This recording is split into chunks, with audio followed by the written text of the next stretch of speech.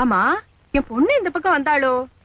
உங்களுக்கு பொண்ணு இருக்கா மாமி? எவ்வளவு, ஒரு 3 வயசு இருக்குமா? ஐயோ, 20 வயசு ஆறுதுடா. நம்பவே முடியல மாமி, உங்களை பார்த்தாலே அப்படித்தான் தெரியுது. அப்படியா தெரியுது? ஆமா, என்ன சமையல் பண்ண? வெறும் வத்த குழம்பு மாமி. என்னமோ கோபால், எங்க ஆத்துல வத்த குழம்பு பண்ணா நீக்கு பிடிக்கிறதே இல்ல.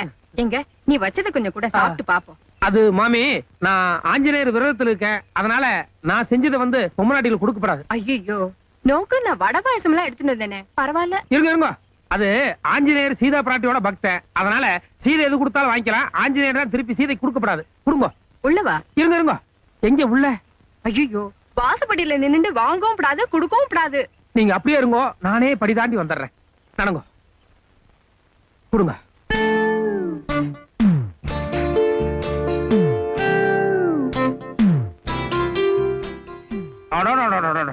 மாமி, கை நீட்டுங்க. எதுக்கு? கையை நீட்டுங்க சொல்றேன். என்ன கோபால்? ஒண்ணு இல்ல, கண்ணுல ஊத்திட்டேன்.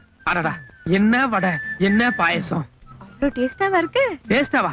இனிமே நேக்கு வடை பாயசம்னா மாமி ஞாபகம் தான் வரும். இல்ல, என் பொண்ணு. பொண்ணா? நீங்க செய்யலையா? உங்க பொண்ணா செஞ்சது?